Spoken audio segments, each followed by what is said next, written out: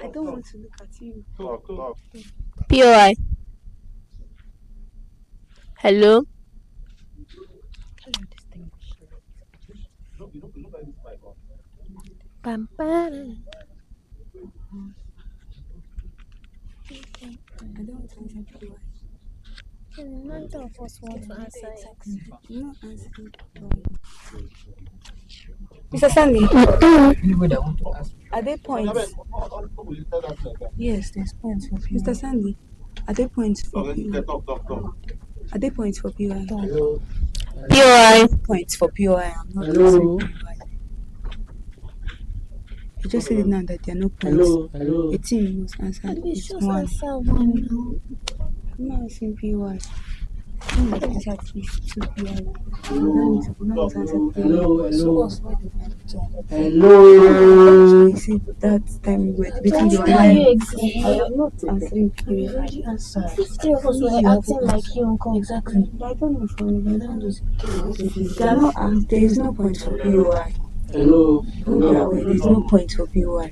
The last time they were giving me education, they told me how. Mr. Sanya said it now that he asked Mr. Salas. There's no point. Even if there's no point, I just answer now. Hello. Give points for that thing. You're behaving very self-centered, right? Oh, you see, the reason I'm scared of answering POI. Okay, it's not speaker.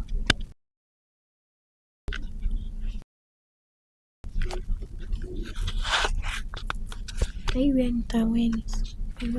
That's not weird. I'm just putting up again.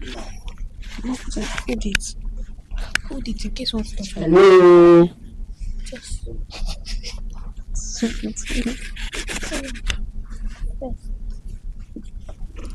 there's someone to ask your eye. POI. Okay. POI. Can you hear me? Hello.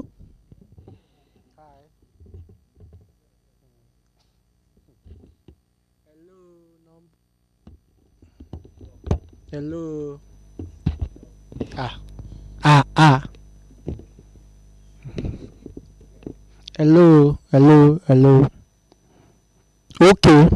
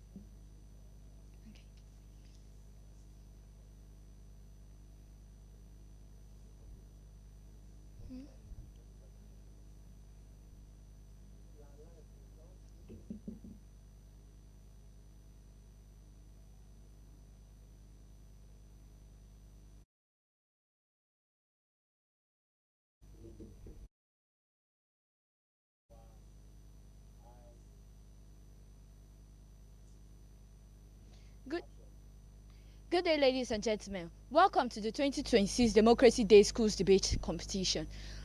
In this round, we have side proposition, which is White Cloud School, Ebonyi State, Abakaliki. And on side opposition, we have Amabilis Secondary School, Umuoji, Anambra State. They will be debating on the motion. This House supports permanently banning politicians who defect from the political parties under which they were elected from contesting the next election. Panel, each speaker has 8 minutes of speak time, and for reply speech 4 minutes. Thank you.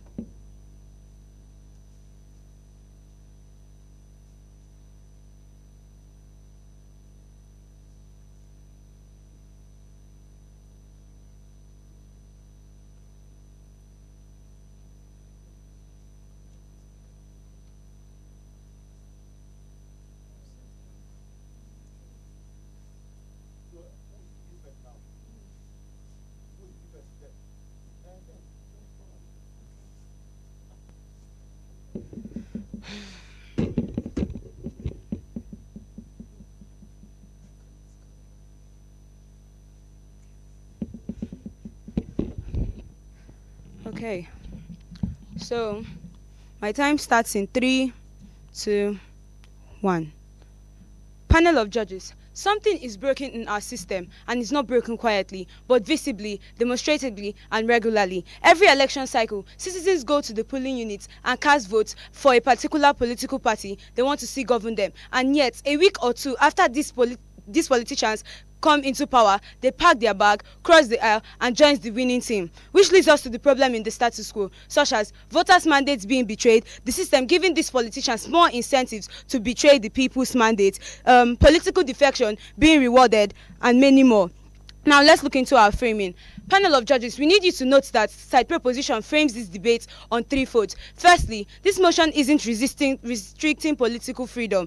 We are not saying that politicians cannot change political parties. We are not restricting anybody's civil rights. The motion is surgical and applies only to politicians who have been elected into power and defect. These politicians are free to change their political parties before their tenure or after their tenure ends, which means on our side of the world, we create politicians who think rationally, carefully, and critically before joining any political party. This is not about restriction, this is about accountability. The opposition may raise P2B as an example of justified defection, and we reject that example entirely and use it against them. P2B left PDP to Labour Party on the 27th of May 2022. Afterwards, he left Labour Party to ADC, and from ADC to NDC, which leads to one central question: was he voted into power when he changed to these parties? No, meaning he exercised his liberty at the right time. He had the right to change his political party because he was not necessarily voted into power. Second point in our framing: defectors can vote, but they cannot contest. These politicians retain every single right they have as a citizen of a particular nation, including the right to vote. The only thing they forfeit is the right to contest in the next election cycle. And third point of our framing: there is one justified exception, and it is narrow. We acknowledge a worst case scenario where a politician must genuinely leave his political party. In that extreme case, he has to do a few things. Firstly, submit proof to the public that his political party actively blocks the mandate of the people and acts against his campaign promise, and in general is against the public's interest. But 2, the evidence must be rectified by the court, and afterwards a referendum to ascertain whether or not these politicians leave this political party. For more clarity, let's characterize. Political parties can be seen as not just logos or campaign billboards. These are institutions that aggregate the beliefs, expectations, and priorities of the millions of citizens that cast their vote for them. But 2, elections can be seen as a social contract where citizens transfer power to this politician, and this power can be seen as the most precious democratic resource in exchange for faithful execution of a defined political agenda. Our ban is not permanent in all contests. It just applies to the next election cycle. Deterrence only works when the cost is severe enough to change human behavior before the act occurs. A slap on the face deters not in panel. These politicians have shown repeatedly for decades that if the political reward is great, and they will be able to absorb small penalties. Now let's move into my argument. Argument 1: why politicians defect in the first place and how it greatly affects Nigerians' democracy. These politicians don't defect because their values have evolved. They defect for the following reasons: 1, personal political calculation; but 2, access to governmental patronage; 3, improved electoral prospects; 4, stronger alliance; and lastly, political survival. Which means that these politicians defect for selfish reasons, and this greatly harms the democracy of Nigeria. The opposition will not tell you this, that when a politician defects and goes to this new political party, these political parties know they are desperate and they exploit their vulnerability, meaning that they ask for more money, more loyalty, more public allegiance, and this therefore in turn weakens the Nigerian democracy in a direct way. The governance becomes transactional. The defectors now govern to satisfy their new parties, not their constituents. Public funds get weaponized. Institutional loyalty does not represent what it is meant to, and representation becomes nothing but fiction in Nigeria. Why is this argument true? Defection spikes before elections and during power shifts. They never happen during quiet reflection. The importance of this argument is that if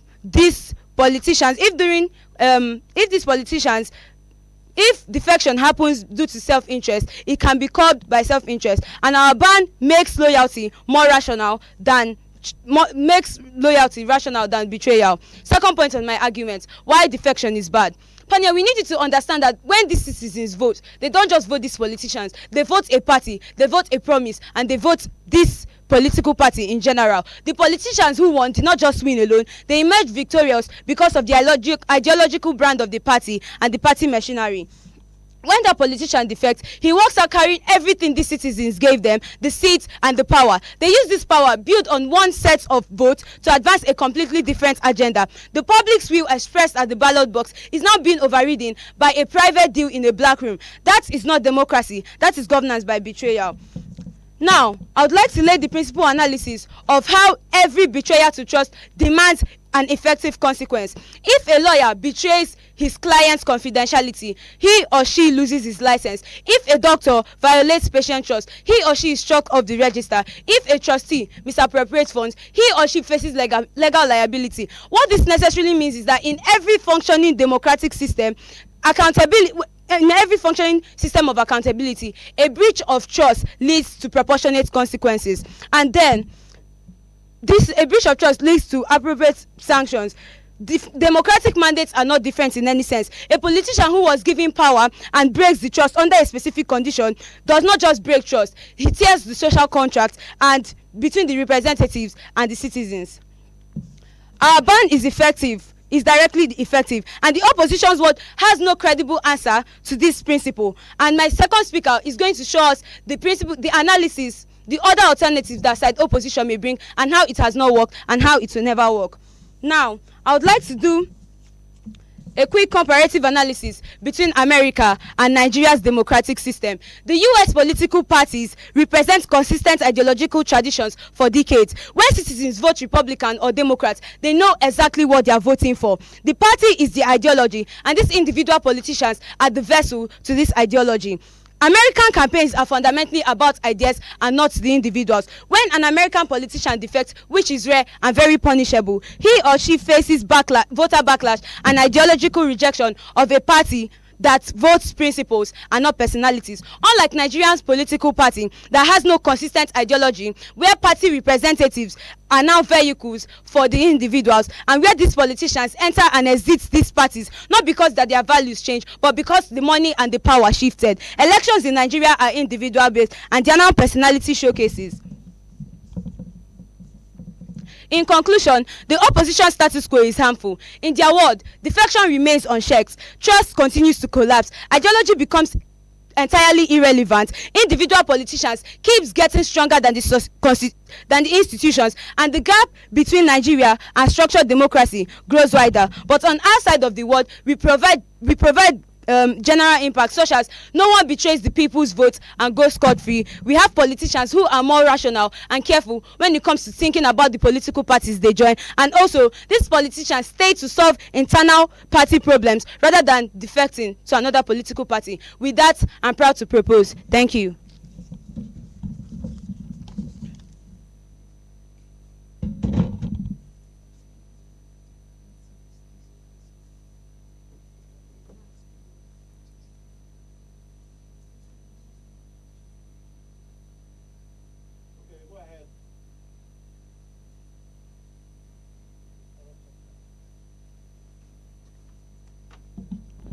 Go ahead. Mm. Why is calling? Am I audible? Am I audible?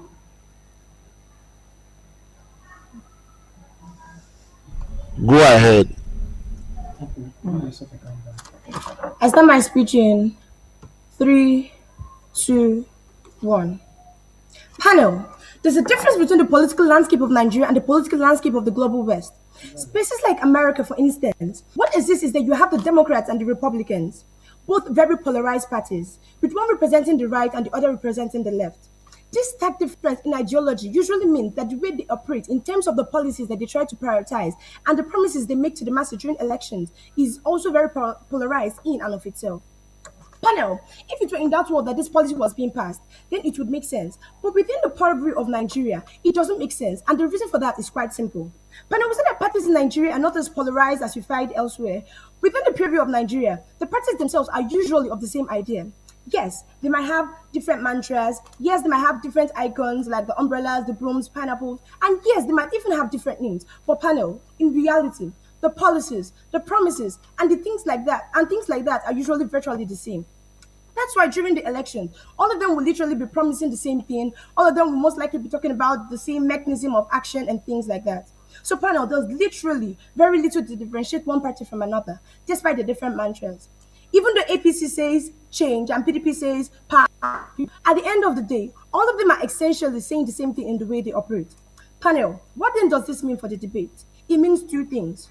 One, it becomes very unjust for you to want to ban the defecting elected officer from contesting in the next election when the change is not so big. But now this would have made more sense if at the particular period they defected, the policies they begin to pass and the mechanisms they begin to use automatically change significantly. But what is the historical precedent? Panel, in the vast majority of instances, when these elected officials change parties, the difference in terms of the kind of policies they pass and like the mechanisms they use is politically insignificant because eventually all of these parties are the same. It is why they can easily cross over those parties. Panel, it is therefore problematic to carry out such actions within the Nigerian political landscape because at the first level, before you should do something that big, the change has to be something equally big. This is what creates a justification for it because the change is not big. It doesn't make any sense to carry it out and therefore not to ban them from election. Panel, the second reason, and I think this is even more important than the first, is participation. This goes beyond the previous principle. Panel, we say that democracy requires, for instance, representation. But the only way you can get representation is if people actually participate in the process. So as much as possible, this government is trying to make it easy for these people to participate in elections and similar processes. But I've noticed that there's a low voter turnout in Nigeria, and this generally creates an increasing problem because the lower the number of people coming out to vote, the lower the level of participation. We say that this policy reduces participation, and when you reduce participation, it makes things like rigging and manipulation easier because manipulation becomes easier due to insufficient turnout. Panel, in a context like Nigeria, when many voters are candidate oriented rather than party oriented, this effect becomes even stronger. For example, Labour Party, ADC, and NDC are popular because of P2V, and we saw how ADC and Labour Party lost relevance after he did. People who vote for the individuals based on trust, performance, and constituency services, and not the party. If those individuals are excluded due to their defection, you see that these voters begin to feel disconnected from the electoral processes because their preferred candidates are no longer available. Panel, this can lead to a lower turnout and political apathy. That gives room for electoral manipulation. Now, let's engage a core clash. Why do these elected officials defect in other parties? But we see that an official joining a party usually has to be in that party for quite some time because they need to build political influence that will then enable them to win primaries within the party even before becoming a candidate. But now this then means that in most instances, the people they work with are within that party, and many of the affiliations are also within it. Also, given that the party has other elected officials, it means that the connection the elected official in question has to other levels of government is within that party. But now this then means that there is usually a very high incentive for these elected officials to remain within the party because they recognize that the party helps them get elected and they're not sure they'll get that kind of support elsewhere. But now all of this proves that in the vast majority of instances, elected officials are very reluctant to defect. So when they defect, then it is usually for a couple of reasons. Now, number one, it's given that by coming into power, they now enter into the inner echelons of the party and become privy to party corruption. But now, this is a very common characteristic in Nigeria. In Nigerian political parties, before becoming elected officials, we see that they may not have access to such information, but once they come in office, they become exposed to it.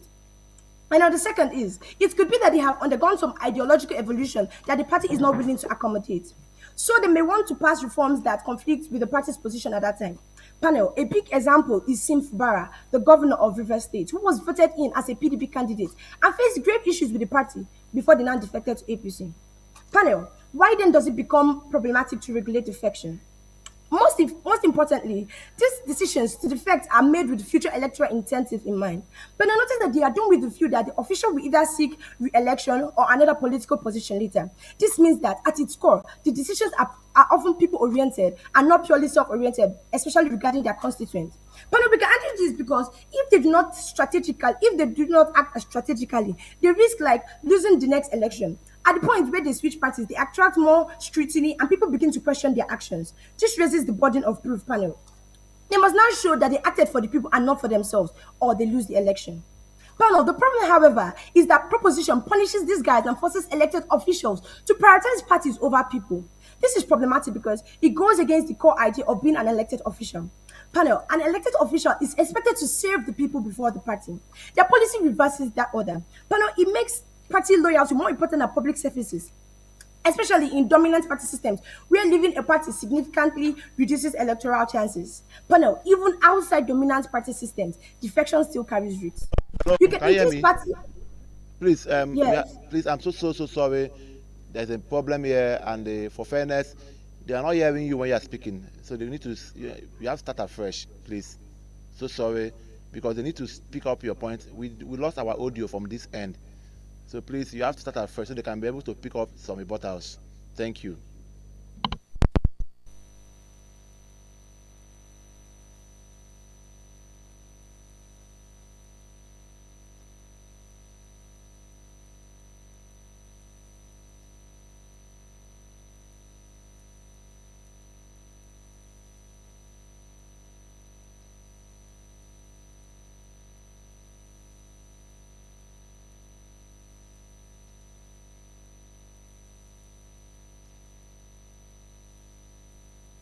Start a bit now.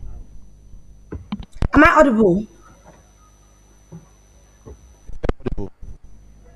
Am I audible? Yes, you are. All right. I start my speech in three, two, one. Panel.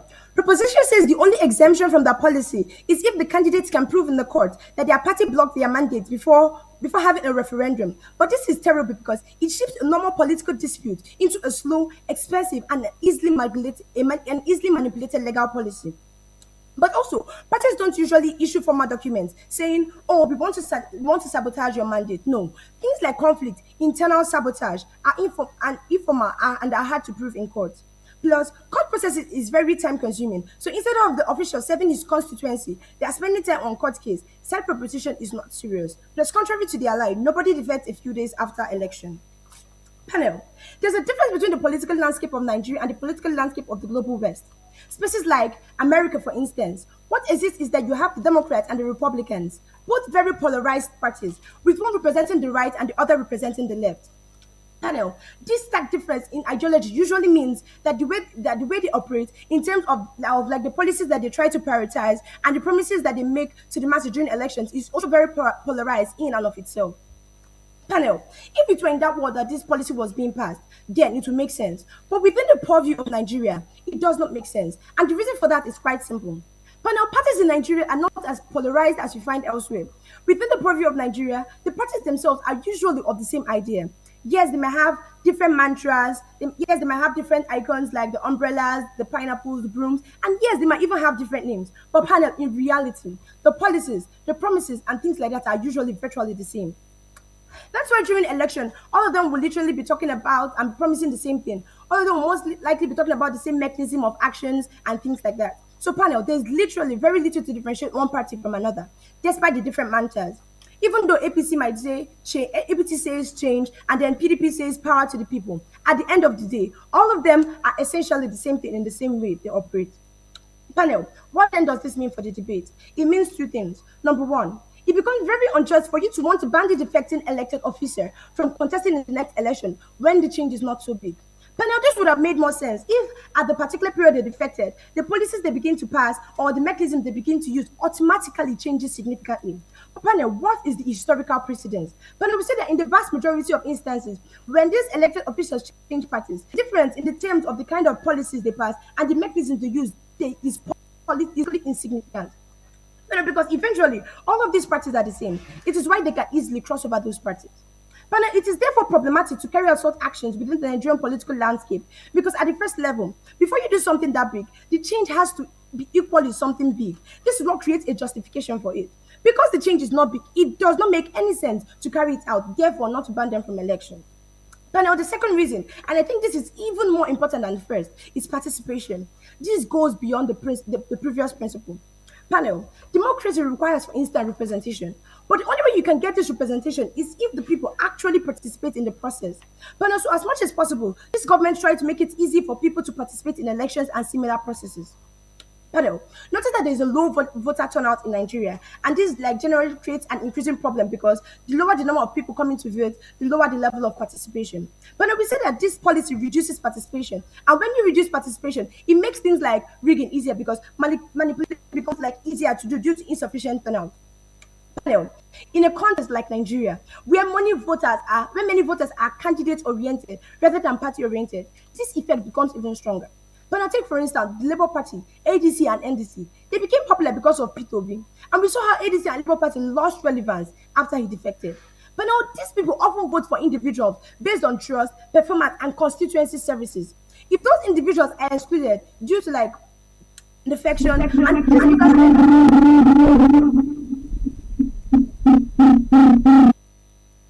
but if these individuals are excluded due to defection, you see that these voters tend to feel disconnected from the electoral process because their preferred candidates are no longer available. But now this can lead to lower turnout and political apathy. That gives room for electoral manipulation. Now, let's engage in major clash. Why do these elected officials defect into other parties? But now notice that after an official joins the party, Why? and I noticed that an official joining the party usually has to be in the party for like quite some time because they need to like build political influence that will enable them to win primaries before within party before they even become candidates. Panel. This means that in most instances, the people they work with are within the party, and many of the affiliations are also within it. But also given that the party also has other elected officials, it means that the connection that elected official in question has to other levels of government is also within the party. But now this then means that there's usually a very high incentive for these elected officials to remain within the party because they recognize that the party helps them to get elected, and they're not sure that they'll get that kind of support elsewhere.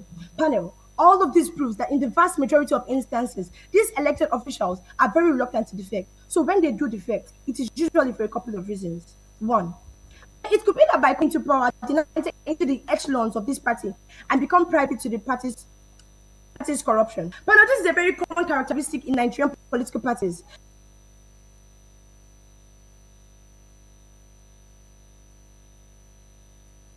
It could be that they have undergone some like ideological evolutions that the party is not willing to accommodate.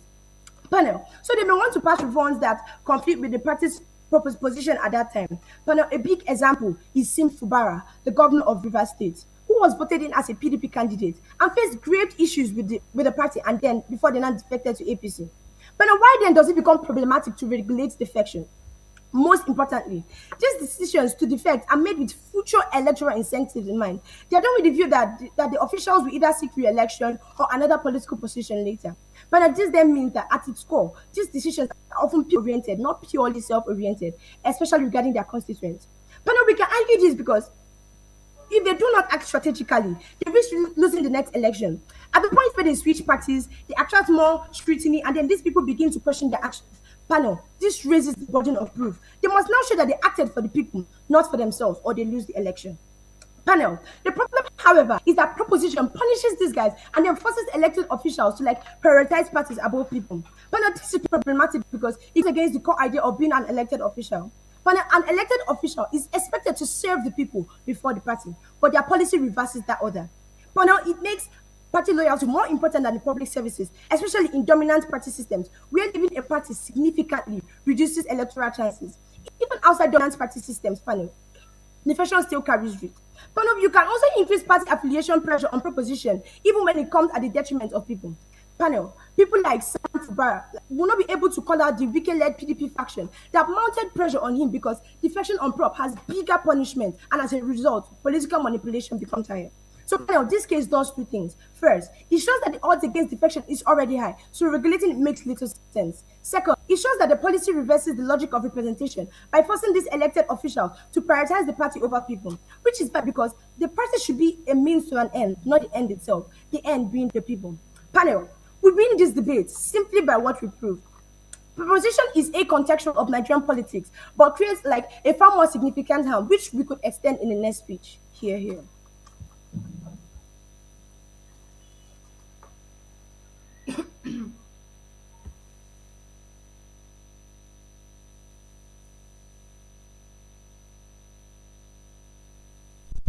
Thank you for that wonderful speech from opposition first speaker.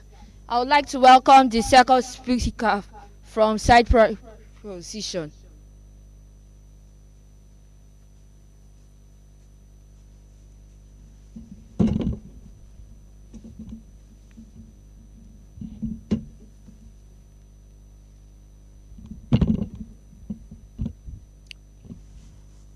I audible?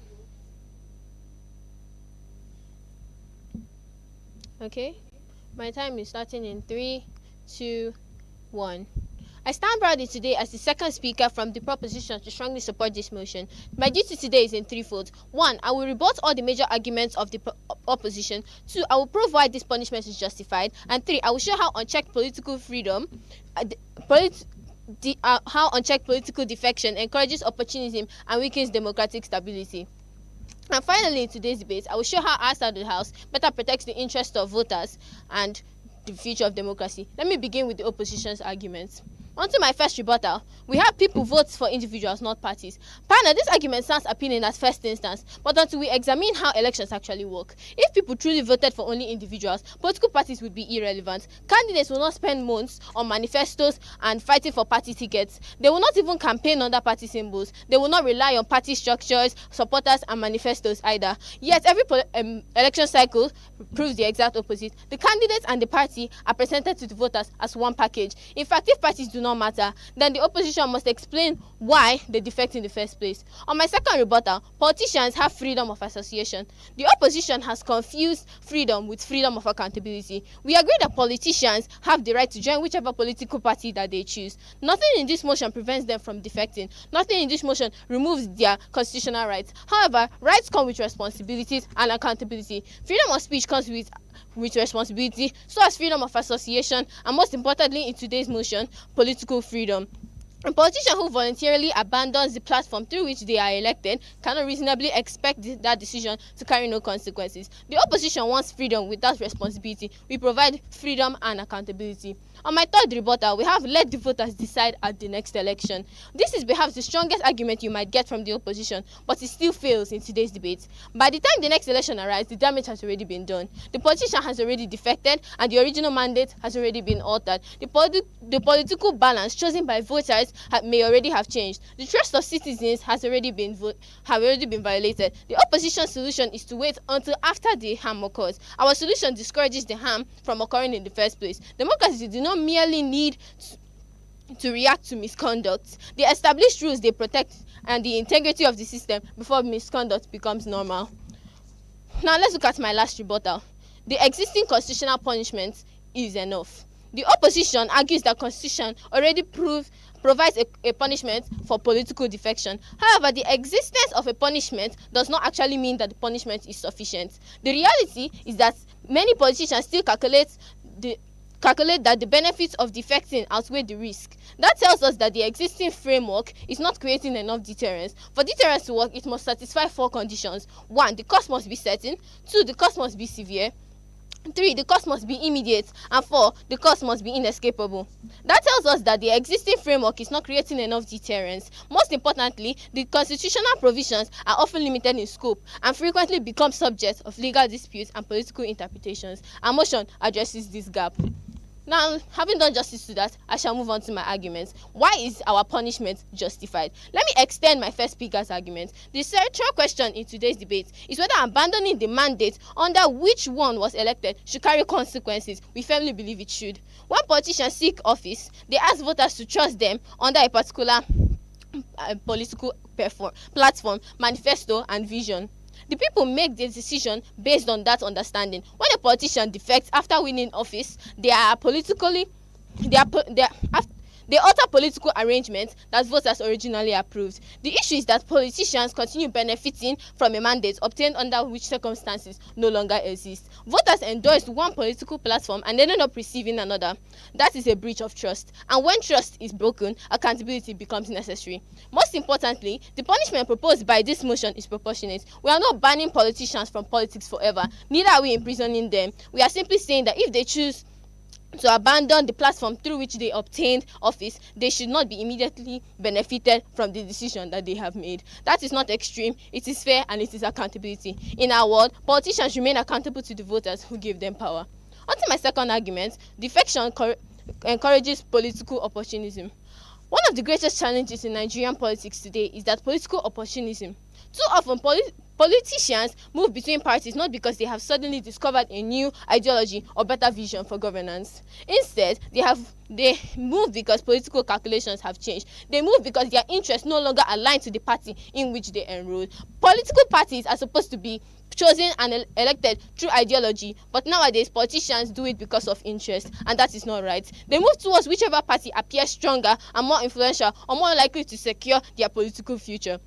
As Nigerians, we have repeatedly witnessed politicians criticize a party today and join that same party tomorrow. This creates the perception that politics is driven not by principle but by their personal ambition. And when citizens begin to believe that politicians stand for everything, they begin to believe that politicians stand for nothing. Trust in leadership declines. Without consequences, political parties become vehicles of ambition, and politicians simply move wherever power shifts. The motion changes those incentives. It tells politicians that commitment matters and loyalty to the people and the mandate of voters also matters. In doing so, it encourages a political culture based on conviction rather than convenience. On my third argument, we have protecting democratic stability and voter confidence. Democracy survives because citizens believe that their votes matter. When people cast their ballots, they expect the political choices they make to be respected. However, repeated defections weaken that confidence. Imagine supporting a candidate because of a vision and program of that particular party. Months later, the politician defects to another party with a different ideology and alliances. Naturally, voters begin asking, what exactly did my vote achieve? That is where democratic instability begins. People become cynical. People become disillusioned. People begin to believe that politicians can rewrite electoral outcomes after the votes have already been counted. And that is bad. The danger is that citizens begin to believe elections no longer determine political outcomes. Once citizens lose confidence in the value of their votes, participation declines and democratic legitimacy weakens. The people who suffer from this defection are the weak. Democracies are often the most and from these weak democracies and are often the vulnerable citizens. The people who suffer most from these weak democracies are often the most vulnerable citizens. The poor market woman struggling to provide for her family, the unemployed graduate searching for opportunities, the rural farmer depending on government policies, infrastructure and public support. Why are these people particularly vulnerable? Because unlike wealthy individuals, political elites or powerful interest groups have very few ways of influencing government decisions. They can't lobby politicians, they cannot fund political campaigns, they cannot negotiate behind closed doors. Their greatest source of power is their votes and their voters card. Elections are one of the moments that their votes carries the same weight as the rich and the powerful. However, when politicians defect after elections, they effectively alter the political choice and take that away from them. These citizens are made and alter the political choices that these citizens made at the ballot box. A voter may support a candidate because of their policies, promises, and priorities, often to another party. Yet, after the election, that politician defects and begins advancing a political different agenda. In conclusion, what have we tried to say, panel? If politics continue defecting without meaningful consequences, electoral mandates will gradually lose their value. I am proud to propose.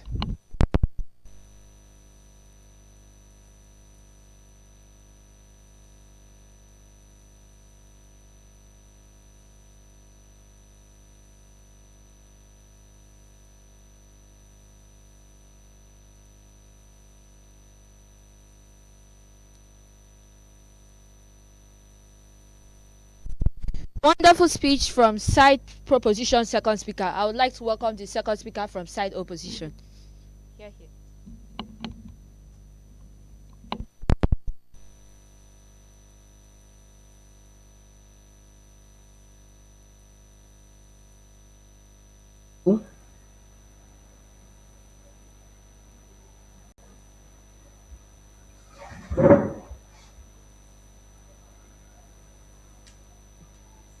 Am I audible? Yeah. I'll begin my speech in 3, 2, 1.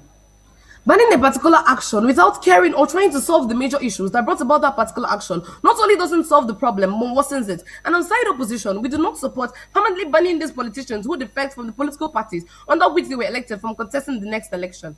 But I'm not moving to my rebuttals. But on side proposition say that these people have the choice to defect, but it should be done before they are put into power. But my list speaker takes this out when she tells you that most of the reasons why people defect is because of things like pressure from their political parties to do things in the favor of political parties, not the citizens. So when you only allow these people to defect before they are put into power, it then means that the political parties are able to do what they want using these people and are able to put pressure on these people because these people will not want to defect again.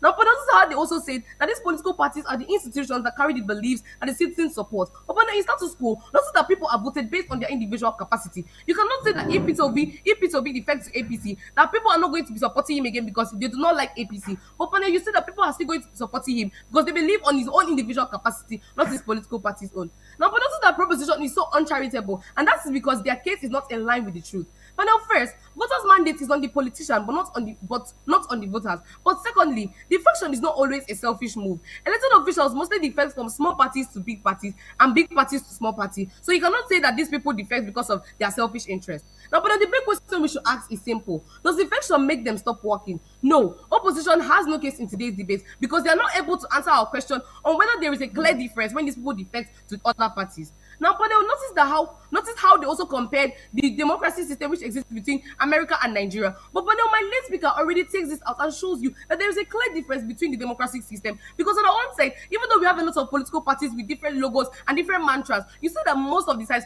the only thing they always say the same, they always make the same promises, always give the same manifestos, and always give the same policies. So it then shows you that there's no clear difference when this person even defects to another party.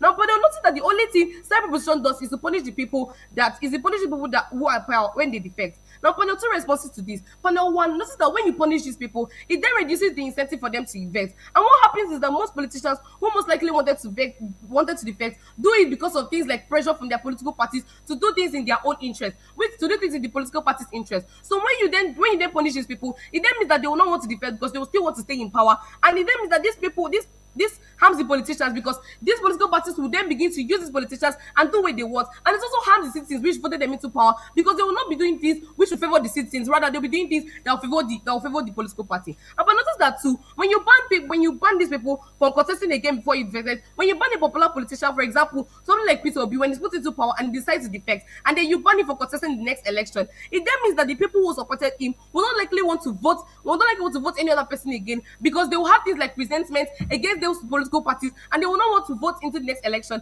And even if you say that these people are going to vote in the next election, you say that they are not going to be voting based on people who are worthy, rather they will be voting opposing party to that political party which is defected from because they feel that that is the way they can avenge this particular politician which is supported. Which then means that on your own side you create political apathy, and as my late speaker said, it then gives these politicians more incentive to do things like rigging of elections and vote buying etc. Now, panel, what is my first line of argument? Panel, notice that when a popular politician defects and is banned from contesting under this policy, one major unintended effect is that it can shape voter sympathy away from the party and towards the banned politician, even more than the policy intended.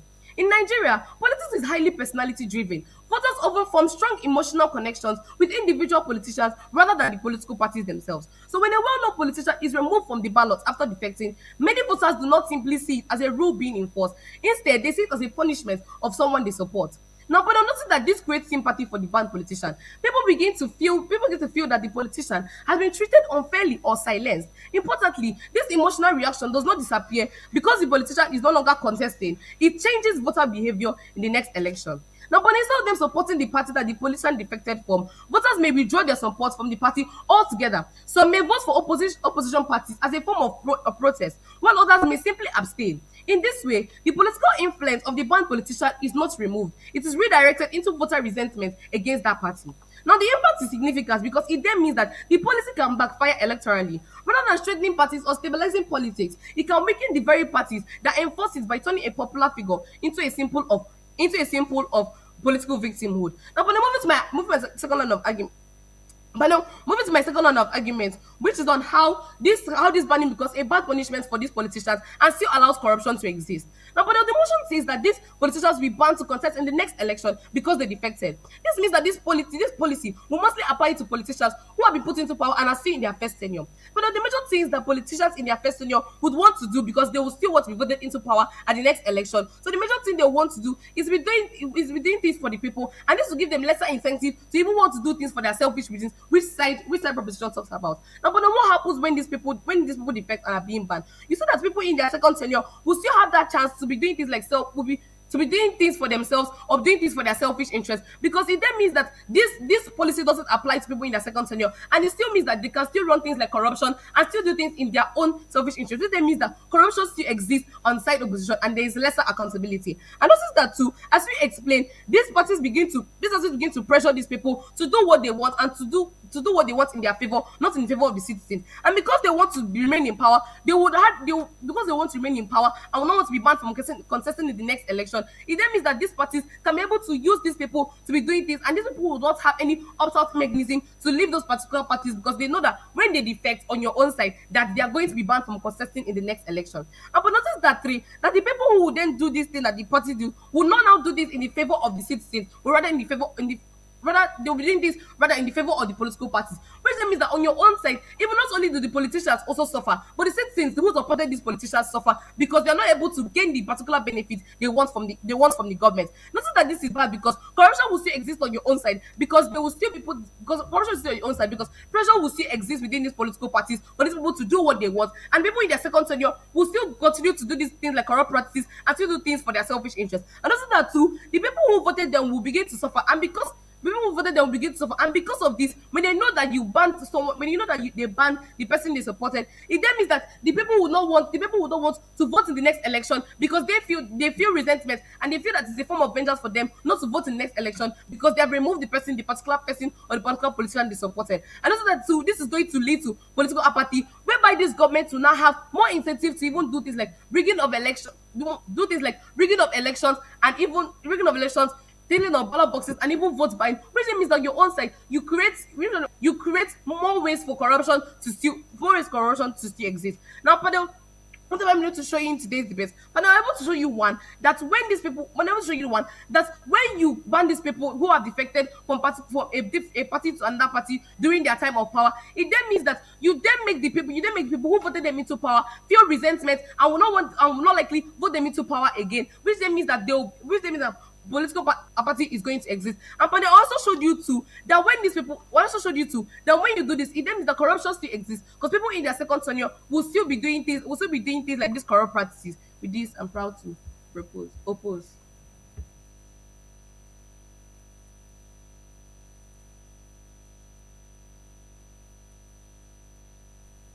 Lovely speech from side opposition. I would like to welcome the third speaker from side proposition.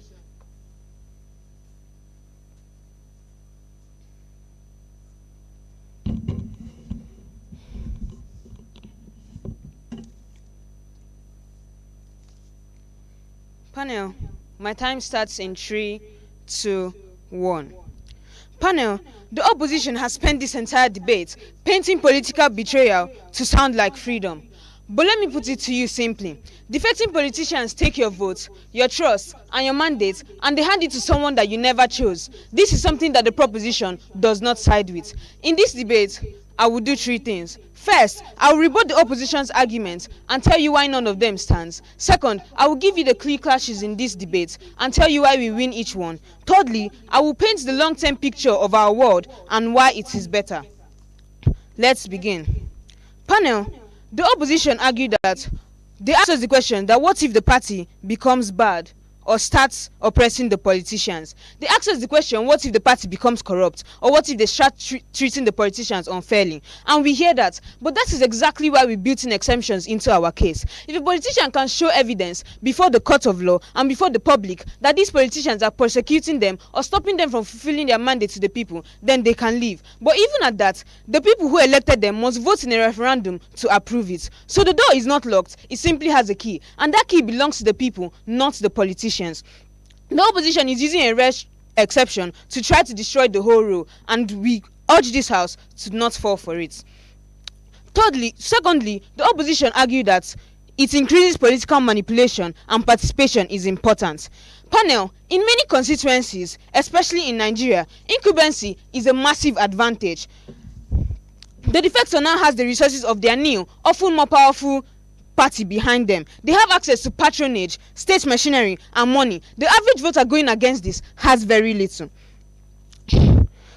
When panel, we need this. Without these rules and without these bans, powerful actors exploit the system. This ban is one more rule to protect the integrity of elections. Saying participation is important is not a plan. It is simply an excuse to do nothing while politicians continue to treat this mandate like it is their personal property. This ban gives the system teeth, and therefore we urge this house to disregard this completely. Secondly, the opposition argue that a permanent ban is too harsh or it is not proportionate. Panel, when we say permanent, we do not mean that politicians disappear forever. We mean that they can contest in the very next election after the defect. That is it, one election cycle. The point is to make the constitution serious enough that politicians actually think before they break the people's trust. Small punishments do not change behavior. A little fine means nothing to a politician with access to billions of patronage in money. In such suspension that ends in a year or two changes nothing. Only a punishment tied to the thing that they care most about, being in power, will make them to stop and to think. And again, permanent consequences already exist in our constitutions. We are not inventing something new. We are applying existing logic to a serious problem. Panel, the opposition tell us that defectors can still serve their constituents in another party. But that argument proves our point entirely. If a politician can perform in any party, then the party never mattered, meaning that the voters' choice of party was irrelevant. Now, onto my clashes. First, on the metrics of who the mandate belongs to, this is the most important question in this debate. When a politician is elected, who does that position belong to? Them or the people that elected them? The opposition's word says it belongs to the politicians, that they can move it, take it, and redirect it to wherever they please. But we say that it belongs to the people. The politicians are just the vehicle, the people are the destination. And if you accept that democracy is government of the people, for the people, and by the people, then you agree with us. This mandate is not the politician's personal property. It is a loan from the electorate, and you do not get to give a loan to someone and have them to spend it on however they choose. Therefore, we win on these metrics. Secondly, on the metrics of what actually matters in this debate, the opposition argued that freedom protects of what actually protects democracy. The opposition argued that freedom protects democracy, but we argue that accountability protects democracy. Think about what a democracy really needs to survive. It needs citizens to trust the process. It needs votes to actually mean something. It needs politicians to be answerable to the people and not just to whoever is currently in power. Free defection destroys all three of those things. It tells citizens that their votes can be quietly reassigned without their permission. It tells politicians that promises are optional. And it tells the public that power matters more than principle. Our side builds the kind of democracy that people can believe in. Their side builds one that politicians can exploit. Therefore, we win on these metrics. Thirdly, on their word versus our word. In their word, a politician can wake up one morning, decide that the other side is more powerful, cross the floor and continue in office without asking the 50,000 people who elected them into power a single question. That is the world that the opposition is defending. In our world, a politician who wants to leave must serve out their term or go through a transparent, people-approved process with evidence and a referendum. When their tenure ends, they are free to run under whatever party that they decide. The people remain in control from beginning to end. The opposition gives power to the politicians, we give it back to the voters. And in a debate about democracy, this difference is everything.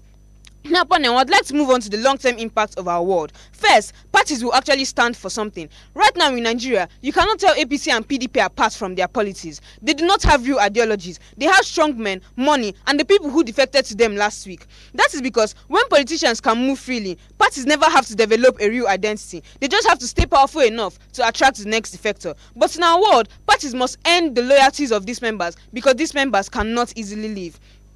And so parties are forced to build real platforms, real ideologies, and real policies. Over time, voters can actually walk into a pool and vote for an idea, not just a face or a tribe. Second, godfathers lose their power. Panel, the biggest tool a political godfather has in this debate is to say, follow me or I'll take my whole block to the other party. That threat only works if defection is free and easy. Once defection carries serious legal consequences, that threat becomes worthless. The Godfather cannot deliver what he promises. Politicians can stop being pawns on someone else's chessboard and begin to answer directly to their constituents. The patronic pipeline that has recycled the same corrupt faces for 25 years begins to break down. This not because we ban corruption, but because we removed its most powerful actors. Panel. Thirdly, the legislature becomes a place of principle, not patronage. When politicians can defect for personal gain, votes in parliament starts to reflect ideologies rather than transactions. A bill passes because the people approve it, not because someone offered 3 ministerial positions to swing the numbers. Citizens can watch a parliamentary debate and understand what it means. They can hold their representatives accountable based on how they voted, not based on what side of the room they happen to be sitting on that week. That is the foundation of a legislature that citizens can respect. Panel, my second speaker has already told you why the alternatives of the opposition fails, and therefore I would like to move on to why we win on this debate. First, on the mandate, in our world, it belongs to the people who cast it. In their world, it belongs to the politicians who received it. A mandate given by the people must stay with the people, and therefore we win on these metrics. Second, on the accountability, in our world, there is a real enforceable consequence for breaking the people's trust, and with a fair exemption process for genuine cases. In their world, accountability is a suggestion that politicians can ignore when it is inconvenient to them. Real accountability must have teeth, and therefore we win on accountability. On the long term, in our world, parties develop ideologies, godfathers lose power, voters regain trust, legislatures gain integrity. In their world, the same patronage cycle, the same floor crossing, and the same voter apathy continues indefinitely. A better future requires a structural change, and therefore we win on the long term. Panel, the question before this house is simple. When a voter goes to the polls and they cast their vote for a politician under a specific party and a specific promise, does the vote deserve to be protected? The opposition say yes. The opposition says politicians should be free to redirect the voter wherever they choose. A democracy is only as strong as the promises it keeps. Our motion keeps their promises, theirs breaks it. For that reason, we are proud to propose. Thank you.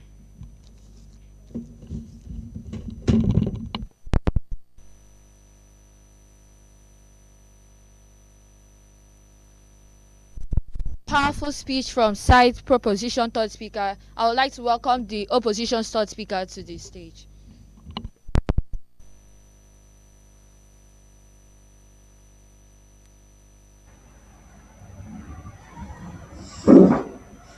Am I audible? I'll start my speech in 3, 2, 1. Panel, we said in today's debate, side opposition have clearly shown you how we are able to win in today's debate. And then the side proposition, they have not been paying attention to our speech and they didn't engage any of our arguments or our speech. Panel, we see that they don't tell you the difference of when you defect and when you don't defect. Because on our own side, we are able to show you that when this defection happens, it does not affect the citizen. Rather, it does not affect the citizen. Unlike their own side, they just talk on how this defection is going to lead to things like how this government is going to come a transaction and then people defect because of personal gain. But on our own side, we are showing you that these people don't defect based on personal gain. Rather, these voters, even people defect, these voters are going to vote based on individual choice and not based on political party. Final, we said the side proposition model. Side proposition talks on how we can't show any or how we have to show evidence before these people can defect and how this defection has to happen after or before an election. But panel, we already showed you that we are unable to provide any evidence because these individuals cannot come and start talking to each other and then start bringing evidence for it. And we also see that this court process is going to be very long, and then these individuals, this court process is going to be long, and it's also going to take away the time they're going to use to work with these people. But on our own world is better because we're able, these citizens or these people are going to be able to choose who to vote for and who is going to rule them and who is going to lead them. Final, in their model, you see that their model happens when there is an election. Even if defection is for selfish reason, they don't change anything on side proposition. But on our own side, we see that these people are still going to be able to call them out and also do things like request for an impeachment if they don't like the government, and also have things like protests. Final, when an elected official is elected and then dies in office, what happens is that a by-election is held to replace him, and this election is contested by all parties. This proves the idea that the mandate is on the elected figure and not on the party itself. Otherwise, a party should be able to bring a new person in such an instance. But secondly, they prevent voters' mandate and then also prevent voters from being able to reinforce their votes in the next election. Thirdly, we said difficult defection means increased political manipulation. People like Wike in different parties now have it easier. Now, take for instance on side proposition. Without side promotion tell you that this government becomes a transaction, these people defer because of personal gain and interest. But pardon, on our own side, we say we are able to tell on our own side, we tell you that this does not happen. We are able to tell you that, take for instance, our first supporting speaker gave you an example on how she used Peter Obi. That even if Peter Obi defects to a different party, people are still going to follow him because of his individual personality and not because of his party. We see that on our own side, this defection happens from bigger party to smaller party to bigger party, which means that side promotion holds no water in today's debate. But now we see how they talk on how this thing is going to change the interest and then the value of people's votes are going to change. But now on our own side, just like for an election to happen and for democracy to still be retained, we need to have things like participation. But on side proposition side, they only do things like increase corruption on their own side. But on our own side, and then things like political apathy is going to increase on their own side. But now on our own side, when our lead speaker talks on how this thing is going to lead to participation and so on, now on our own side, we are able to solve this problem because when it's political leaders defect from their particular party to a different party, it doesn't mean that they are going with that party or anything like that. But I will say that these individuals or these citizens vote for who they feel is right for them and who they think is going to be able to lead them well and is also going to carry their own interest, not based on political symbols, political party, and so on. Which means that on our own side, we are able to increase the rate of accountability and fairness in the election. Unlike the side proposition, where they do this thing based on only party members, party symbol, and so on, which means that on their own side, they increase things like corruption. But now, they say that it's a choice for them to defect before they are put into power. But now, on our own side, we told you that these people defect due to things like pressure from the political party. Which that when they defect, or if they don't defect, because side promotion said they defect, they are meant to defect before they are put into power. But now, notice that on their own side, they don't solve this issue because we see that things like Wike, for example, when he was in PDP and then he defected to APC, he could not say anything due to the fact he could not say Samuel, he could not say anything due to the fact that this PDP government were forcing him to do what they wanted him to do and not what he wanted to do for the people or what he had planned for the people. That's why he had to defect. But on their own side doesn't show you how they are able to solve this problem. Rather, they just keep these politicians in a cage and keep them in fear because then these political parties are making them to do things that they want and do things for the interest of that particular political party and not the interest of the citizens or the people at large. But on our own side, we are able to tell you that when these people defect, we see that they are able to do things they want for the citizens and for the better good of these people. And then it's not just based on this political party, political symbols, and so on. Final proposition model also has loopholes that affect them. Even if their cases are true, at best it covers the first tenure, which then means that the scale of impact is marginal. Also, their exemption is faulty. Why? We see that providing party pressure and sabotage is difficult.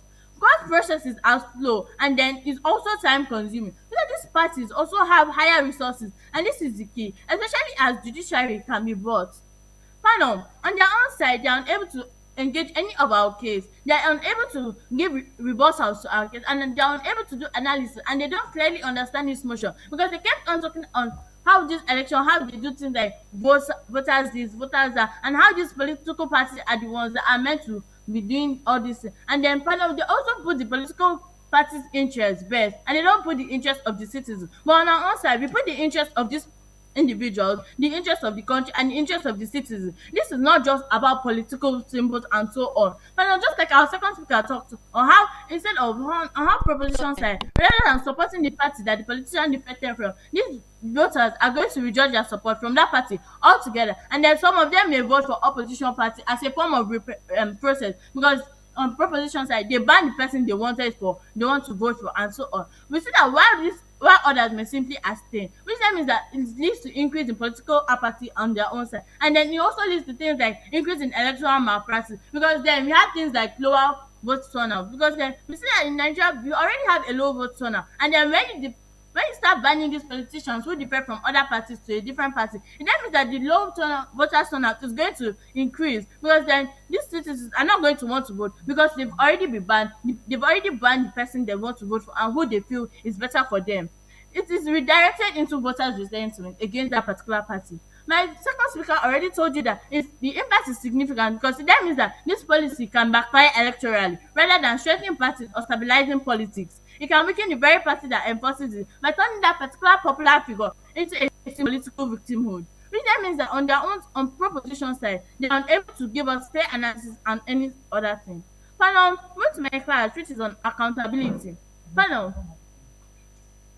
Panel, why do we win in today's debate? One, we prove that there is no clear harm pointed out by the side proposition given the context of Nigeria. Two, we prove that why these harms are going to be increased on their own side is because one, these court processes or it leads to court processes, and these court processes are going to be very, very slow, and it's also going to take away time from these individuals. Two, we also see that it leads to things like increased manipulation in electoral practices, increased corruption, and so on. Panel with is proud to oppose.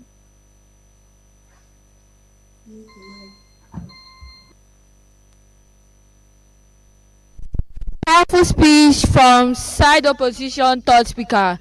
I would like to welcome opposition reply.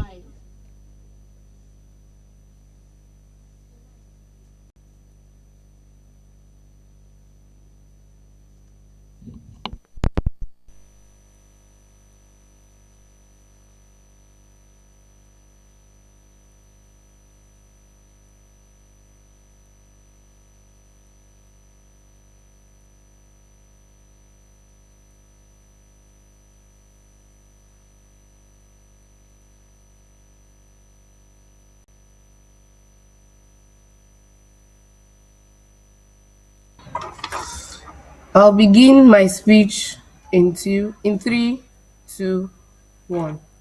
Panel, in today's debate, it is obvious that side opposition wins today's debate because side opposition never engaged any of our cases and they never showed what the difference to make when these people defect to other parties, because we show you in our own case that these political parties still share the same policies and still make the same manifestos and same promises. So they never show you the clear difference when these people what happens when these people defect from a party to another party. Now, panel, their model was that people should speak out when they are being sabotaged by showing this like evidence and going to court. But not only do they not show you how these people can obtain this evidence, but panel, we show you that these political parties are the ones who give these people the foundation and all the support they need to be able to put into power. Which then means that there is nobody who is going to help this particular politician to be able to call out that political party, because they're the ones who give that politician the support they need. And notice that even if you say that these people are going to be going to court, notice that most court processes in Nigeria are mostly slow and will take the time these people, instead of these people to be doing things that will favor the citizens, instead of wasting their time going to things like court or handling cases. And notice that panel too, notice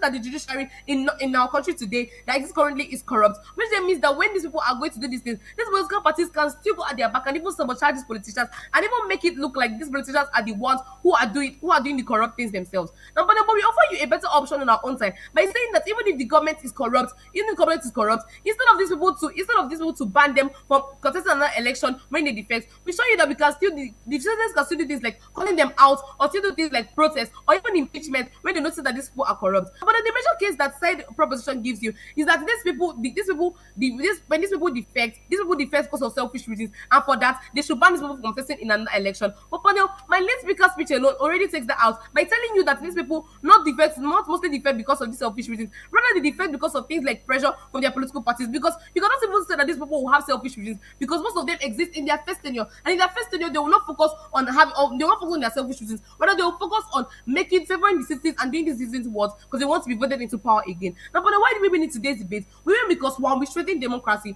because we give voters the choice to punish these politicians.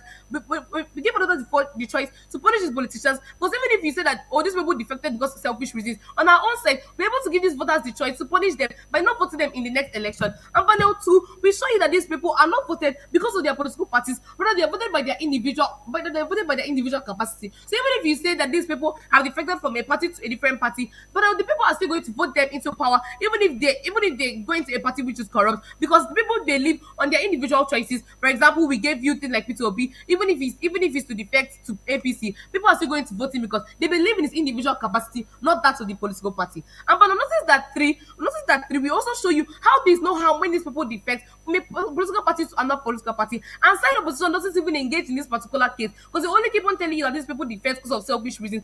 But will show you that that's from, but they will show you that they defect to other parties, we defect to other parties because of this like pressure, and even though they defect because of this thing like selfish reason, not so that there is no difference between that the political party they defected from and the one they moved to, because all these political parties still have the same things, like the same promises, the same manifestos, and the same policies which they are going to make if they are put into power. And but notice that for but then we also win today's debate because we are also able to show you that this voters mandate depends on the politicians, not on the citizens. So but not even if these people defect to other parties, that these citizens will still have the choice to vote them into power or not. But now side opposition doesn't win, that proposition doesn't win today's debate because they only keep on telling you that these people are defected because of selfish reasons. And panel, they also do not show you the panel. We also show you that when these people are being banned, because they defected from a, and these people are being banned from contesting another election because they defected to another party. Notice that it's going to also increase political apathy because people will not want to be voting other parties into power because they believe that that person they have been supporting has been removed from contesting the next election, which means that you increase things like rigging of elections and vote buying because not a lot of people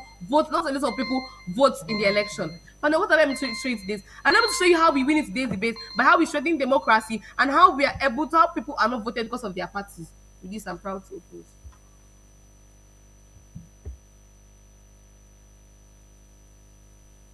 Lovely reply from side opposition. I would like to welcome reply from side proposition.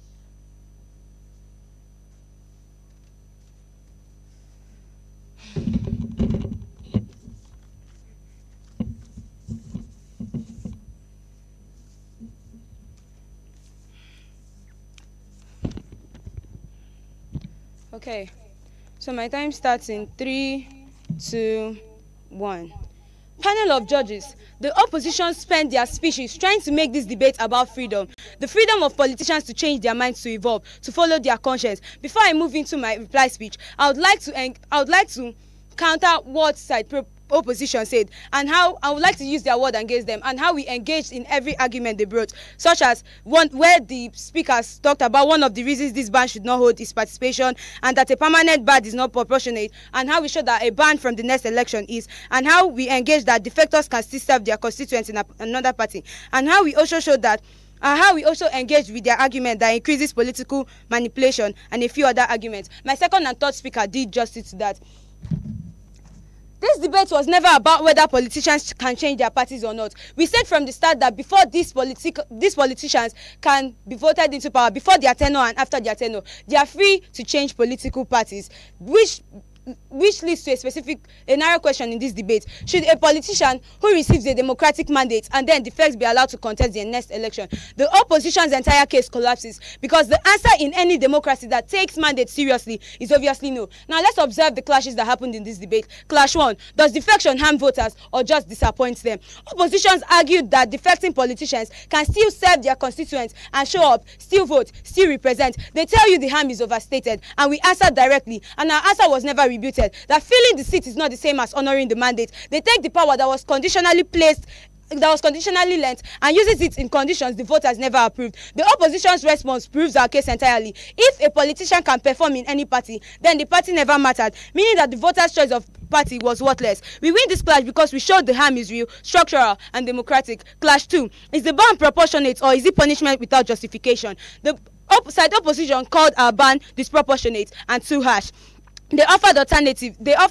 We showed how they may offer possible alternatives like fines, voter accountability, that these politicians can resign and recontest. We demolished every alternative because does this alternative create a cause that is certain, severe, immediate, and inescapable enough to change behavior before defection happens? Not one of their proposals passed that test. On proportionality, we were precise. The ban applies only to the next election, not forever, not for a lifetime. We are not doing more harm we are not doing harm to their accountability. Rather, we are doing the minimum that actually works. We win this clash because our consequence is proportionate. Theirs is non-existent. Clash 3. Does the opposition have any answer to the Nigerian contest? The proposition's deepest failure was structural. They debated as if Nigeria were ideologically instituted, as if defection here was rare. We showed the reality. Nigerian political party has no consistent ideology and it is individual based. Opposition offered no counter to that, no structural response, nothing. We win this clash because opposition had no answer for Nigeria, but we did. But we did. Now, I would like to show how I would like to counter what opposition said, that we did not show the harms that it does to the democracy. We clearly show the harms that if politicians defect, the harms it does to the democracy. Like, this destroys the Nigerian democracy in a direct way. The governance becomes transactional. The defectors now govern to satisfy their new party, not constituent. Public funds now get weaponized. Institutional loyalty and representation becomes nothing but fiction. We also the opposition's strongest argument was probably about P2B, that if he defects, these citizens will not vote another politician because the person they trust is no longer in power. If P2B is no longer in power, we clearly showed how he defected from PDP, from Labour Party to PDP, from PDP to ADC, and from ADC to NDC. And we justified that because he had the legal liability. He exercised his liberty at the right time because he was not necessarily voted into power. In conclusion, oh God. In conclusion, opposition gave you freedom without accountability, alternatives without evidence, defense of status quo, dress up as principle. We gave a policy grounded in the social contract, and with that, we are proud to propose. Thank you.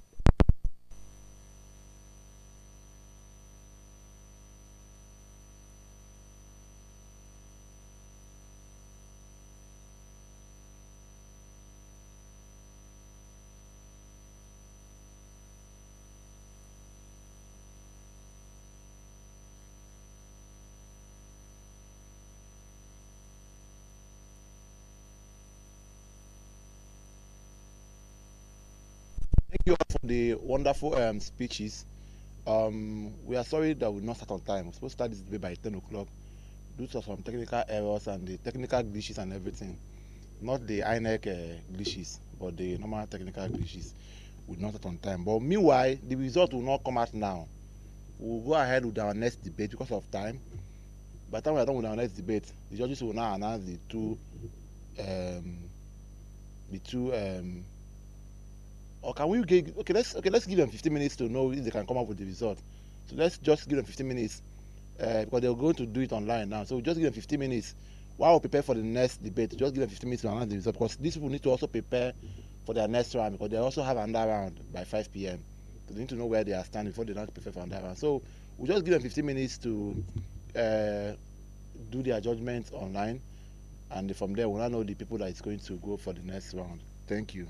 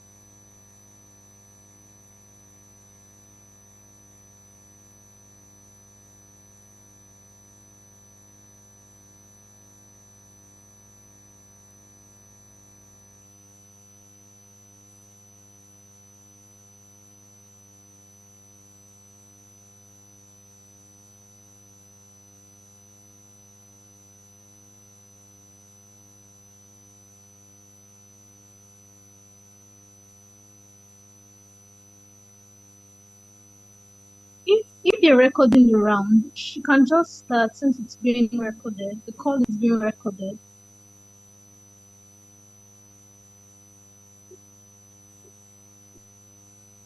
Oh, okay, okay.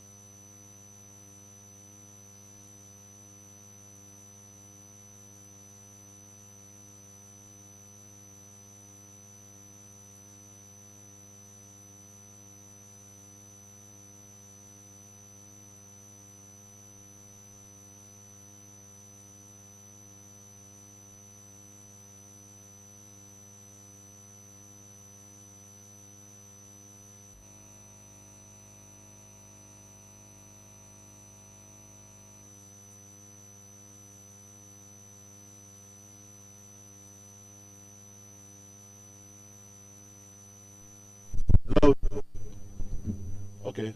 Sorry for the delay. The judges need to announce the result, but it was a tough one. So they asked for more time. So that's why we are the delay. But now the result is ready. So any moment from now, we'll have them. We'll have the cap coming online to give their verdicts and who won this round, so they can also go and prepare for the next round. Thank you.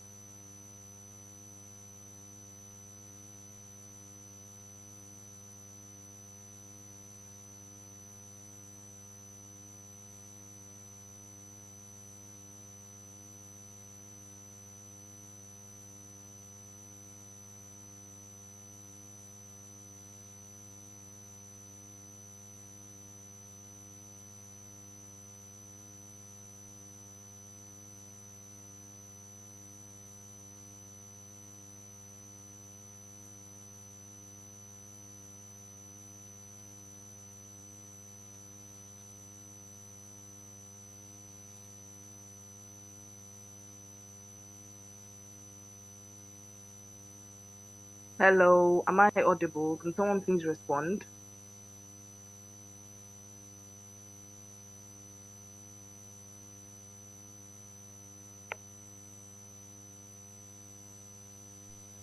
You are audible. You are audible. Go ahead. Can we have your video? Is it possible?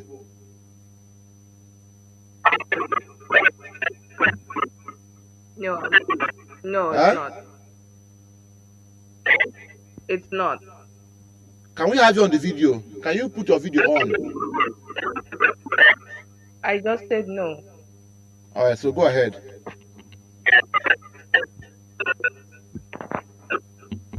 Okay. Um, Sorry about that. I was not informed I was going to be on any conference call today, so I did not make provision for video. Apologies. If I am audible, I will just continue with the call and give justifications for the rankings. Hello everyone. My name is Ezeri Chidinma Grace. I was the chair for the first pre-semi finals of today, and I had the following persons on panel with me. I had Arinze Silas, okay, Silas, sorry, and then I had Kelechi Obum, and I myself as chair, and um, we had quite a wonderful round. The teams White Cloud on proposition, and then Meta Abalis on opposition, and so here's how it's gonna go. I'm just going to give the general comments at the round, then the call, then probably justifications, I guess. So, general comments. We felt like this was a very, very engaging round, very interesting ideas, well analyzed, and we did appreciate the creativity from each and every one of the speakers in the round and all of that. I think in terms of areas of improvement, responses are extremely important for debate styles, and we don't think that responses only come from being flamboyant in your speech. You want to give a phrase, you want to be classy, and all that. A response is a material to another material, and we created that based on the weight and strength as to the extent to which it was able to debunk the material and prove that it was true or likely not to happen in that regard. And then secondly, I think comparisons in this debate was extremely well done. And so kudos to both teams. I quite enjoyed the round and all both educators that panel with me also enjoyed the round. And we think that primarily, yeah, this debate could have gone for any side at all. So please both teams should not be remorseful or should not be resentful. Regardless of whatever happens, you are both awesome teams and we're very, very happy to be part of the people who paneled you for this particular round. And then secondly, overall, I don't think in terms of the round, we did notice something that was happening on the YouTube stage with some teachers and tutors. We think that that was very distracting as we were trying to pay attention to the round. So please, subsequently, such behavior should not be tolerated. We don't condone comments and disregard or antagonization of any speaker or any school in this competition. And we as educators, we are very mindful of our duty. We are listening and we're taking down notes and we are looking at what the teams are doing. So we are not daft or dumb to not notice when things are going on. So we don't need externals to be pointing that out and distracting the students and distracting the round is conducted properly. Thank you very much. So moving over to the call and then justification. For this particular round, on a consensus decision after some splits during deliberation, we came to a consensus that the ballot, that is the win for this round, should go to the team on proposition. That is the school White Cloud team on proposition. Congratulations. Moving over to justification. That quickly.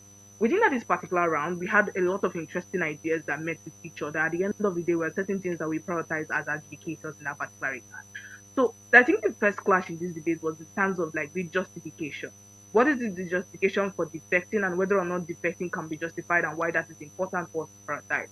On the proposition side of the debate, they started off this debate by saying that defection in of itself is not something that they think should be justified for the stability of any democracy.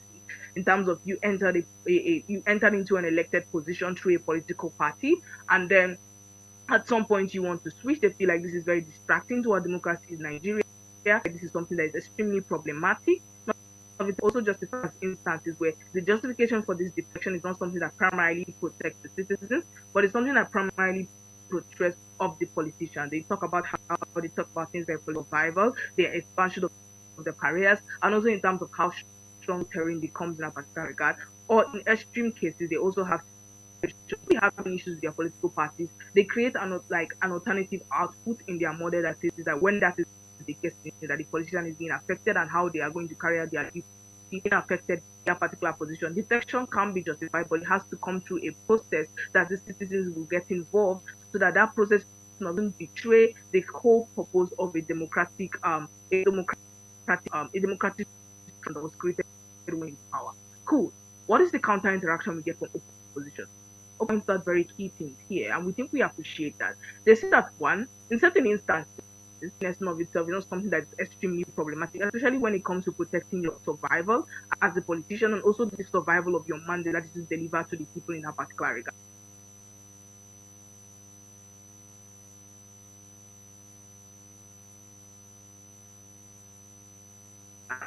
Certain things should be in terms of the strength of the to Can someone quickly confirm that I'm still audible? I got a call. Just quickly. Am I still audible? Hello? All right, thank you so much. The interaction we get from opposition is quite simple.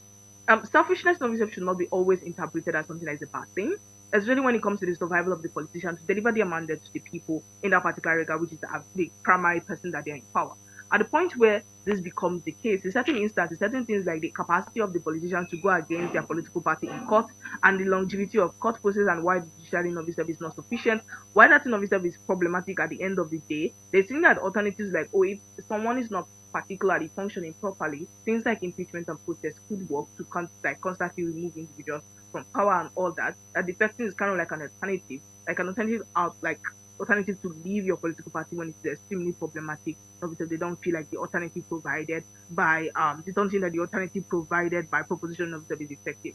I think generally, yeah, even if this is a good response, and in terms of how this sufficiently tries to take away propositions material, there are a couple of things that we prioritize. One, the effectiveness of either alternative. We think that on proposition side, there was kind of like providing some level of solvency in terms of the alternative they provide. Because on proposition side, they were able to preempt most of argumentation and show why that is currently status quo and why status quo is failing and not principally protecting voters and not principally protecting the effective natures of our democracy.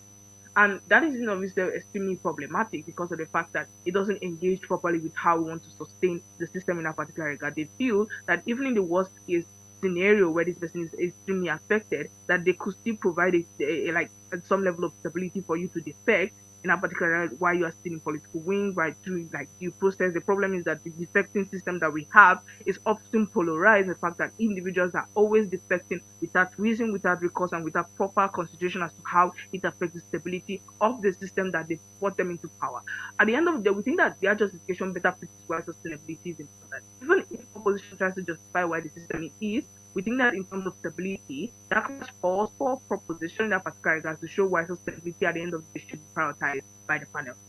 Secondly, layers of impact as to what exactly is going to be achieved if we implement this and if we don't implement this. On proposition side, I feel like this punishment is unacceptable for the sole purpose of deterrence and sustainability of the political culture that we should handle not what we already have. They say that what we already have doesn't promote consistency in terms of ideology, how obviously political constantly when individuals develop such political parties are constantly giving. And then secondly, they try to create an analogy between the Nigerian system and the democratic system of America. But on this clash, we think that opposition actually takes this kind of like higher on this clash for the following reason. That opposition tries to create a distinguishing factor between what we have in Nigeria and what we have in the USA as to how America might have like dual political ideologies than Democrats and Republicans, but here in Nigeria, political parties are not quite different from each other. In the sense that PDP's mandates and manifestos contain similarly the same thing as APC. So even if and to APC, it doesn't mean that you can still sustainably carry out what is in your manifesto. They don't believe that defecting is a problem. It's the what we need to prioritize is how we can achieve effective governance at the end of the day.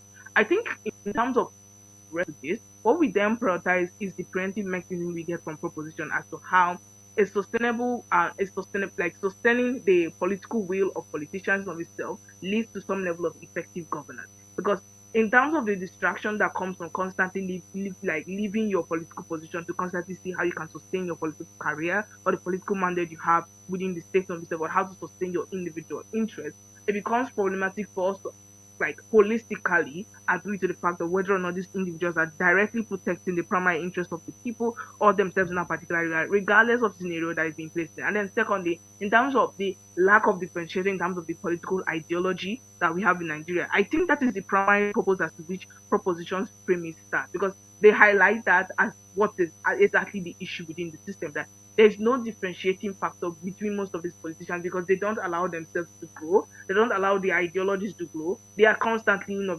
switching. Like most members are leaving with their party, going to another party, and then they're continuing to do the same thing. Our system doesn't grow. There's no ideological purity to say that this is what one political party stands for and this is what another political party stands for. It is problematic because the uniqueness that comes with ideology in terms of the political terrain is what actually makes such a system to grow and what makes that particular democracy to be strong. At the end of the day, even though the differentiating factor was needed to play credit in debate and actually give opposition the upper hand to show why, in most instances, leaving your political party doesn't mean that you're not going to be able to effectively work or do what is needed for your people because you are still in power and you are still mandated to seek for things like re-election and all that.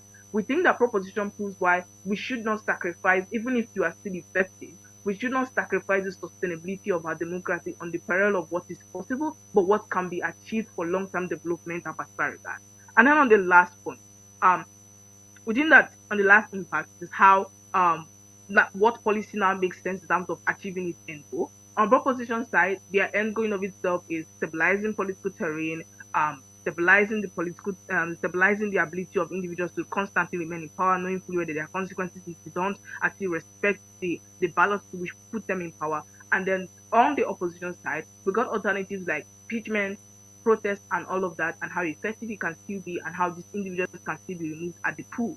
We think on overall in debate, in terms of opposition's alternative, their alternative can only work in a sustainable system where we have the ability to have the effective nature of what impeachment looks like for individuals who are still in power, an alternative where protest in itself is effective within the terrain of Nigeria and what it looks like. We think on proposition side, we're able to implement a model that uniquely answers to most of the questions that prey on what is effective on our society and what effectively sustains our democracy.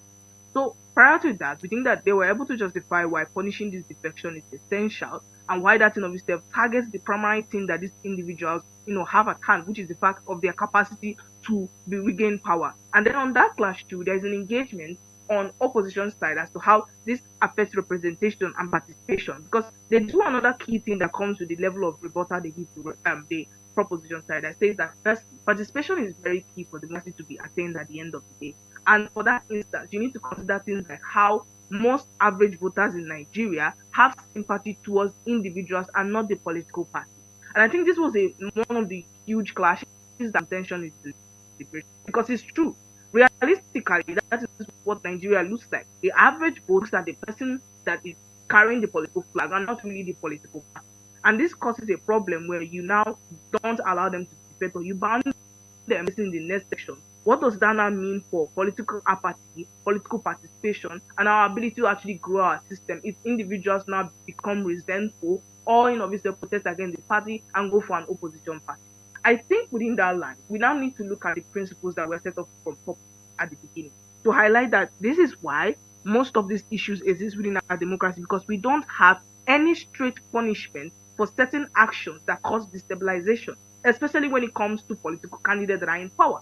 Because if deterrence existed, most of these things will not cause an issue. There will be no need for political apathy to be deriving because individuals are relying sympathetically on the identity of a person and not political ideology of the political party. There will be no reason for resentment and there will be no reason for that shift. The ideological consistency will now be what does the party bring to the table and not what does the individual want and how they constantly switch to places that suit their interests. At the end of the day, we still think that stability is more proposition side when they implement this model, and most of the worst side are easily co-opted to some level and prevented from occurring in a probability scale, and that likelihood in of itself is largely sustained. Overall, things must note, and in this debate, it was quite a steam call. We think that it could have gone for either ways, but at the end, we have to look at this and prioritize which case that the question, what was the pending, and what is much possible to happen, and what is much better for democracy at the end. So, those is just